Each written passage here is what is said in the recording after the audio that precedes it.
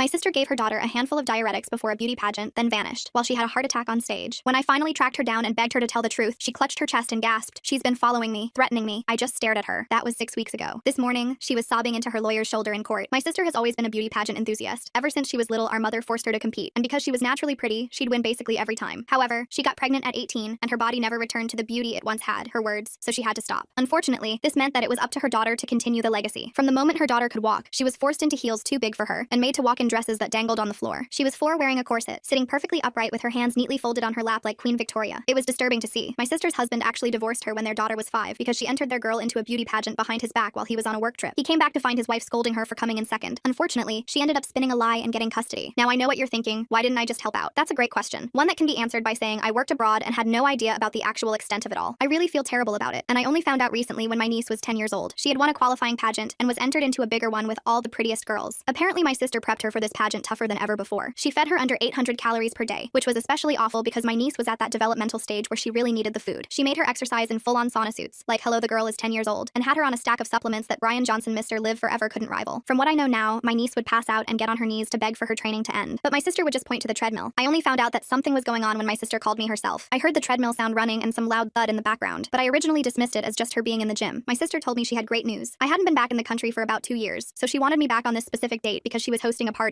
I later found out this party was supposed to be a celebration of my niece winning the pageant. I scrambled to get the leave approved and made my way down. But when I arrived after my 16-hour flight, I was picked up at the airport not by my sister, but by her ex-husband, who I hadn't ever spoken to before. Sorry, what? Why was he here instead of my sister? I asked him that, but he just told me I needed to see it for myself. He then led me to his car, where I wondered if I was going to end up on some black market video of a kidnapping. Turns out that wasn't the case, but I kind of wish it was, because the reality was even worse. He took me to a hospital, and when we walked into a room, I saw my niece, 10 years old, her face like a skeleton with skin, under eyes a dark purple, her fingers thin as thread. She was hooked up to IVs in critical condition. I ran to check on her, and when I turned back to my sister's ex, I saw that he was genuinely crying. This 6'5" stoic man, bawling. I was kinda lost on what to do, so I just awkwardly consoled him for what must have been half an hour before he managed to get what happened out. He had been out of the country himself for the last 2 months on a work trip, all while my sister prepped my niece for that stupid pageant while lying to him that she wasn't. On top of all the sauna suits and starvation diets I already mentioned, 3 days before the show, my sister cut my niece's food completely. Zero intake, water only. Her goal was to ensure that every single rib would show. I repeat, every single rib. And if somehow that wasn't bad enough, a few hours before the pageant, my sister gave my niece a handful of powerful diuretics. For those who don't know, diuretics drain your body of water, and are so powerful at doing that a known side effect of them is literally instant death via heart attack. And she gave a handful of them. Exactly what you might expect happened. When my niece stepped on the stage, the bright lights overwhelmed her. Her body lost the strength to support her, and her heart literally gave out. She collapsed on the stage in her heels and ended up falling off it and hitting the ground 3 feet below. She fell directly on her neck too, but by some miracle it's only sprained and doctors say there should be no long-term damage. Either way, my niece literally suffered a heart attack on stage. And where was my sister when it happened? Nobody knows. She literally disappeared. She wasn't there when the ambulance was called. She wasn't in the hospital. She hasn't even visited the hospital. The only reason her ex found out was because my sister, aka my niece's emergency contact, didn't answer after 25 calls. So the hospital called my niece's dad, who got the first flight back home. I'm currently at my niece's hospital bed. She seems like she will thankfully end up okay, but I've told my whole family what happened, and we're all looking for my sister. And when we find her, God help her. The monitors kept their steady rhythm while I held her tiny hand, feeling bones that shouldn't be this prominent through paper-thin skin. Brian paced behind me, his footsteps creating a repetitive pattern on the linoleum floor. Neither of us spoke about what we both knew, that Sarah had given our niece enough diuretics to call an adult. My phone buzzed. Unknown number. I almost ignored it, but something made me answer while the nurse adjusted the IV lines. The text made my blood run cold. How's my baby? Sarah. Of course she'd use a burner phone. The nurse smiled at me, commenting on what dedicated family we were, staying by the child's bedside for so long. I forced myself to nod and smile back, pretending everything was normal while my sister's text burned on my screen. My fingers trembled as I typed back. Where are you? She almost died. The door opened just as I hit send. A woman in professional attire entered, clipboard in hand. Child Protective Services. Her badge read. She'd heard my outburst from the hallway, and her eyes narrowed as she looked between Brian and me. I need to ask some questions about the child's care, she announced, studying my flushed face and shaking hands. Starting with why you seem so emotionally unstable around this vulnerable patient. Brian stepped forward, trying to explain, but she held up her hand. Her focus remained on me, the one who'd been screaming in a children's hospital ward. The next hour became a careful dance of half-truths. The CPS worker took notes while I explained my work abroad, my limited contact with my niece, my shock at discovering the extent of the situation. Each truthful answer about not knowing what had been happening seemed to support a narrative I could see forming in her mind, that Sarah was just an overwhelmed single mother, and I was an absent aunt suddenly trying to insert myself into a crisis. A knock interrupted us. The hospital chaplain entered, holding a clear plastic bag containing a tiny pageant dress and accessories. He needed a family member to sign for the personal belongings from the pageant, but his expression grew troubled as he reviewed his paperwork. I'm sorry, but only Sarah Johnson is listed as authorized to receive these items, he said apologetically. Unless you have legal documentation showing guardianship. Brian's jaw clenched. We both knew he could forge Sarah's signature. He'd seen it enough times on custody documents, but doing so in front of CPS would destroy any credibility we had. The pageant dress hung there in its bag, sequins catching the fluorescent lights, evidence we couldn't touch. My phone buzzed again. The neighbor who lived next to Sarah's house. There was movement inside. Someone was definitely there. My heart raced. This could be our chance to find her, to get answers, to gather evidence of what she'd done to her daughter. But the monitors beeped faster, and the nurse rushed in. They were taking my niece for an emergency brain scan. The swelling from her fall needed immediate evaluation. I looked at Brian, then at my phone, then at the small form being prepared for transport. Go, Brian whispered. I'll stay with her. I shook my head. Whatever evidence might be at Sarah's house, it wasn't worth missing a moment if something went wrong during the scan. I followed the gurney down the hallway, watching my niece's pale face disappear into the massive MRI machine. 2 hours. 2 hours of sitting in that waiting room, knowing Sarah was probably cleaning out her house, destroying any trace of the abuse. My phone lit up with notification after notification. Sarah's Facebook page suddenly active. Post after post of old photos with captions like, praying for my angel, and God give me strength in this difficult time. The comments poured in. Sympathy from other pageant moms, prayers from church friends, offers of support from people who had no idea what she'd done. Each post was perfectly timed, perfectly worded, building her image as a devoted mother in crisis. When we finally returned to the room, 3 separate crises hit at once. The monitors showed my niece's blood pressure dropping dangerously low. The nurse called for the doctor while Brian tried to wake her, to keep her responsive. In the chaos, my phone rang. A number I didn't recognize. This is Catherine Robart from Robart & Associates, the voice said crisply. I represent Sarah Johnson regarding custody concerns. I understand you've been making serious accusations. I hung up. Sarah had already hired a lawyer. Of course she had. Before I could process this, another official entered the room. Different badge, same clipboard. Child Protective Services was back, this time for a formal interview. The woman's questions were more pointed now, focusing on my relationship with my niece, my absence from her life, my emotional volatility, as witnessed by hospital staff. Every honest answer I gave seemed to dig a deeper hole. Yes, I'd been abroad for 2 years. No, I hadn't visited during that time. Yes, I'd only learned about the situation recently. No, I didn't have any documentation of the abuse. So you're saying you had no idea your sister was struggling as a single mother? The worker asked, pen poised. The question was a trap. If I said yes, I looked negligent. If I said no, I looked like I was lying. I tried to explain about the pageants, the extreme measures, but without proof, it all sounded like hearsay from a family member who'd been absent for years. My phone buzzed. Sarah again, this time on her regular number, at the hospital gift shop, getting something for my baby. I bolted from the room, leaving the CPS worker mid-question. The gift shop was 3 floors down. I ran, taking the stairs 2 at a time, bursting through the door just in time to see Sarah at the counter, purchasing a teddy bear. She turned when she heard me, and her face transformed. The calm expression crumbled into panic. Genuine, visible panic. Her breathing quickened, her hands shook. She dropped the bear and clutched her chest, hyperventilating. Please, she gasped to the security guard who'd been browsing nearby. She's been following me, threatening me. I just wanted to get something for my daughter. The guard stepped between us, his hand moving to his radio. Other shoppers stared. Sarah's panic attack looked completely real, because it probably was. She'd always been good at working herself into genuine hysteria when cornered. Ma'am, I need you to step back, the guard told me firmly. I tried to explain, but Sarah's sobs grew louder. Another pageant mom appeared, Victoria something. I'd seen her in the Facebook comments. She rushed to Sarah's side, wrapping an arm around her shoulders, shooting me a disgusted look. Haven't you done enough? Victoria snapped. This poor woman is going through hell and you're stalking her? The security guard was calling for backup now. I had no choice but to retreat, walking backwards, watching Sarah lean into Victoria's embrace. The performance was perfect. The concerned friend, the distraught mother, the aggressive relative causing a scene. My phone rang as I reached the stairwell. Mom, what is going on? She demanded without preamble. Sarah just called me in tears. She says you're having another breakdown like when your father died. She's worried about you, sweetheart. We all are. The words hit like physical blows. Another breakdown, like when Dad died. Sarah had been planting seeds, reminding everyone of my grief-driven behavior from 2 years ago, when I'd insisted Dad's death wasn't natural, that someone must be to blame. I'd been wrong then, consumed by loss and looking for answers that didn't exist. Mom, she's lying. She nearly called her daughter. She gave her— Stop. Mom's voice was firm. Just stop. I know you're upset about your niece's accident, but accusing your sister of trying to hurt her own child? This is exactly what happened before. You need help. The line went dead. I stood in the stairwell, realizing how thoroughly Sarah had prepared for this. Every move I made would be seen through the lens she'd created. The unstable aunt, absent for years, suddenly appearing during a family crisis and making wild accusations. Back in the room, Brian was arguing with someone on his phone, his ex-wife, from what I could gather. Something about him missing work, about choosing her family drama over their own children. He ended the call looking defeated. She says if I don't come home by tomorrow, she's filing for separation, he said quietly. Says she won't have our kids exposed to this chaos. The CPS worker had left a card. There would be follow-up interviews, investigations, all of which would focus on the family dynamics, on my absence and sudden reappearance, on Sarah's history as a devoted single mother who'd raised her daughter alone while working multiple jobs to pay for pageants. My phone buzzed with a notification. The local news had picked up the story, not the abuse, but the tragic pageant accident and the family dispute at the hospital. Someone had filmed me chasing Sarah to the gift shop. The footage showed exactly what Sarah wanted it to show, an aggressive woman pursuing a grieving mother. Night fell with my niece's condition unchanged. Brian left to salvage his marriage, promising to return in the morning. I sat alone in the chair beside her bed, watching the monitors, holding her hand, and realizing that every minute I stayed here was another minute Sarah had to solidify her position. The pageant photographer's bag still sat in the corner where Brian had brought it from the venue. Inside, barely visible through the clear plastic, was a memory card. Photos from before the show. Evidence of what my niece looked like in those final moments before her collapse, but I couldn't touch it. Breaking the chain of custody would make any evidence inadmissible. It would also give Sarah's lawyer ammunition, the aunt who tampered with evidence, who was so desperate to prove her theory that she'd compromise an investigation. A text from an unknown number. You should check the prayers for pageant princess page. I did. The Facebook group had exploded with activity. The video of me at the gift shop had been shared dozens of times. Comments poured in calling for restraining orders, for me to be banned from the hospital, for someone to protect that poor mother from her crazy sister. I recognized names in the comments, my neighbors, people I'd known for years, all siding with the grieving mother over the absent aunt who'd shown up screaming accusations. Sarah had won this round. But as I looked at my niece's face, at the bruises just visible beneath the hospital gown, at the IV pumping nutrients into a body starved nearly to death, I knew I couldn't give up. Tomorrow would bring new battles. The school would need emergency contact forms updated, something only Sarah could authorize. The insurance company would have questions about extended care, decisions only Sarah could make as the custodial parent. Every system designed to protect children would become a weapon in her hands. But tonight, I just held my niece's hand and whispered promises I wasn't sure I could keep. That she was safe now, that this would never happen again, that somehow I'd find a way to prove what her mother had done. The monitors beeped steadily in the darkness, counting out the seconds until Sarah's next move move, the morning brought an unexpected visitor. Sarah's new boyfriend stood in the doorway, flowers in hand, his expression shifting from concern to confusion when he saw me alone with my niece. He introduced himself as Marcus, explaining that Sarah had asked him to check on her daughter while she handled some urgent business. I watched him place the flowers on the bedside table, noting how he kept glancing at the monitors with genuine worry. Marcus mentioned meeting Sarah at her grief counselor's office 3 weeks ago. My stomach dropped. The counselor I'd been seeing for 2 years about Dad's death had a brother named Marcus. Sarah had somehow discovered this connection and pursued it. Marcus quoted something about resilience that I recognized from my own therapy sessions, then mentioned how Sarah often read The Giving Tree to help process her emotions. That had been my niece's favorite bedtime story. Hospital security arrived to review yesterday's gift shop incident. They showed me footage from multiple angles, each revealing different perspectives. In one, I appeared to be chasing Sarah. In another, taken moments earlier, Sarah seemed to be following me. Both of us had been in the gift shop at different times, creating a confusing timeline that supported both our claims of being stalked. The security chief suggested we both avoid common areas to prevent further incidents. My phone contained a message I'd forgotten about. 2 years ago, during a particularly difficult period, I texted Sarah about how amazing she was as a mother. The message praised her dedication, her sacrifices, how I could never do what she did. She'd screenshot it and was now sharing it with family members as proof that even I recognized her devotion. My own words were being weaponized against me. The sound of my niece stirring pulled my attention back. Her eyes fluttered open, focusing slowly on my face. She looked around the room, then asked in a small voice why her mother hadn't come with the ambulance like she'd promised. The innocence of the question revealed more than any accusation could. Sarah had abandoned her daughter in her moment of crisis, breaking a promise made to a terrified child. News reached me through the hospital grapevine about crucial evidence. The pageant venue had installed doorbell cameras 2 months ago, capturing all entrances and exits. The owner, however, was Marcus's mother. She'd been planning to review the footage but wanted to discuss it with her son first. Another piece of evidence potentially controlled by Sarah's growing network. Child Protective Services returned with their initial assessment. The social worker explained that my accusations could be interpreted as an attempt to alienate a child from her mother during a medical crisis. Without concrete evidence, my claims appeared to be those of a relative trying to exploit a tragedy. They would continue monitoring the situation, but their primary concern was ensuring the child had stable family support, which Sarah had consistently provided for years. During the chaos of shift change, I noticed Sarah's password hint on a medical form Brian had partially filled out. It referenced her favorite pageant win date. Using this information, I accessed the patient portal before Sarah could change the emergency contacts. I updated the information to include myself and Brian, knowing it would only be temporary before Sarah discovered the change. Sarah's social media activity intensified. Her Instagram stories showed her at various locations around town, always with timestamps and location tags. Analysis of the backgrounds, however, revealed something interesting. The spa resort where she claimed to be grieving showed outdoor furniture that had been removed 2 weeks ago, according to their website. She was creating false alibis, but sloppily. My therapist called, having received a subpoena for my records. The request specifically asked about sessions where I discussed resentment toward my more successful sibling. I remembered those conversations, talking about how Sarah seemed to have the perfect life while I struggled with Dad's death. Those therapeutic explorations would now be twisted into evidence of jealousy and instability. An attempt to record Sarah's threatening voicemail failed spectacularly. She called while I was in the hospital bathroom, leaving a message that started with veiled threats. When I tried to save it, she must have noticed the recording notification because she immediately called back, her tone shifting to concern and worry about my mental state. Her voice coaching experience from years of pageant preparation showed in how smoothly she controlled her tone. Hospital security detained me after another confrontation. Sarah had arrived as the concerned mother, attempting to retrieve her daughter's belongings from the room. When I blocked her access, security interpreted it as aggressive behavior. During the questioning, Sarah played the part perfectly, explaining how she just wanted her daughter's favorite stuffed animal to comfort her when she woke up. They released me with a warning while Sarah left with a bag of my niece's things. The nurse who had initially supported my concerns pulled me aside during her break. She explained that hospital administration had received an anonymous complaint about potential HIPAA violations related to staff discussing the case. Her job was on the line. She couldn't risk her family's income by continuing to help me. Another ally lost to Sarah's systematic campaign. Sarah's social media posts revealed disturbing behavior. Photos showed her wearing her daughter's pageant crown while sitting in the child's bedroom. The stuffed animals on the bed had been rearranged into an audience formation, as if watching a performance. She was living out some twisted fantasy while her daughter lay in a hospital bed. A supervised visit offer came through Sarah's lawyer. If I publicly admitted to misunderstanding the situation and acknowledged Sarah as a devoted mother, she would allow me 2 hours with my niece under supervision. The terms included signing a statement that could be used in future custody proceedings. Refusing would be framed as prioritizing my ego over the child's recovery. My refusal to accept Sarah's terms became ammunition for her social media campaign. Posts about an aunt who cared more about being right than about a child's recovery spread through parenting groups. Comments poured in from strangers about family members who used tragedies to pursue vendettas. Sarah had successfully reframed the narrative from abuse to family dysfunction. A disturbing discovery changed my understanding of the timeline. The pageant my niece had entered wasn't the finals as I'd believed, but a preliminary competition. Entry fees found in Brian's email showed 3 different pageants scheduled that month. The abuse had been escalating through multiple competitions, not building to a single event. The pattern was more extensive than we'd realized. Both Brian and I realized our niece had been keeping a diary at school. The counselor mentioned it during a phone call about emergency contacts. The diary was locked in her school locker, potentially containing documentation of the abuse. Neither of us had legal authority to retrieve it without Sarah's permission or a court order. What I thought was evidence of forced exercise turned out to be more complicated. A video on Sarah's cloud storage showed my niece begging to practice more, pleading to work harder to make her mother proud. The heartbreaking footage revealed a child so desperate for approval that she was complicit in her own abuse. It would be nearly impossible to use as evidence without it being turned against us. My mother faced an impossible choice. She called me crying, explaining that she couldn't lose her only grandchild. Having lost her husband last year, the thought of being cut off from her granddaughter was unbearable. She believed something had happened but couldn't risk choosing sides. Her neutrality meant I lost crucial family support, while Sarah maintained her position as the concerned daughter. Desperation drove me to document Sarah's support network. I photographed people entering and leaving their workplaces, noted their schedules, identified their vulnerabilities. The ethical line I'd sworn never to cross began to blur as I searched for leverage against those enabling Sarah's manipulation. A chance encounter at a coffee shop seemed like providence. Sarah's lawyer sat 3 tables away, working working on her laptop. I approached as a potential client seeking custody advice, spinning a story about an unstable relative trying to take my child. The lawyer's advice revealed strategies Sarah might use, information I memorized while maintaining my cover. Shared cloud storage for pageant photos yielded unexpected evidence. Hidden among thousands of images were deleted videos of training sessions. They showed clear patterns of abuse, escalating punishment, and my niece's deteriorating condition. The metadata proved they were taken over several months, documenting systematic abuse rather than a single incident. Financial complications arose when Sarah's ex-boyfriend appeared. He claimed Sarah owed him thousands for pageant expenses he'd covered, producing receipts and bank statements. His involvement added another layer to the custody battle, as his claims would need resolution before any custody changes could proceed. Fighting both battles would drain resources and time. The psychological evaluation appointment came and went without me. While dealing with the ex-boyfriend's claims and searching for evidence, I missed the scheduled assessment of my niece. The system marked it as a failure to appear, strengthening Sarah's case that I was more interested in fighting than in the child's welfare. My savings account emptied rapidly. Legal consultations, missed work, travel expenses, and document fees drained funds I'd carefully saved over years. Meanwhile, Sarah used the joint account she'd controlled for my niece's expenses, having access to resources I couldn't match. Financial pressure mounted daily. A confrontation at my niece's favorite restaurant went viral locally. The waitress who'd served her birthday party months ago posted about the crazy family causing a scene. Her social media post, meant to be humorous, painted our family as unstable and disruptive. Local gossip sites picked up the story, adding another layer to Sarah's narrative of family dysfunction. My remote work position ended abruptly. Human resources cited excessive personal calls during business hours affecting client relationships. Only later did I discover that Sarah's friend from the pageant circuit worked in the HR department. The termination left me without income just as legal expenses peaked. Sleeping in my car outside the hospital became routine. I couldn't afford a hotel and refused to leave my niece unprotected. Meanwhile, Sarah posted photos of redecorating her daughter's room, preparing for a fresh start when baby comes home. The contrast between our situations couldn't have been starker. Mom's final plea came during a particularly low moment. She begged me to stop the crusade, insisting that Sarah was sick but loved her daughter. The conversation revealed how thoroughly Sarah had worked on our mother, painting herself as a struggling single parent, pushed to extremes by circumstances beyond her control. My investigation into the pageant circuit caused unexpected casualties. A coordinator I'd questioned about safety protocols was suspended pending investigation. Her daughter's dance classes were canceled. Her income stopped.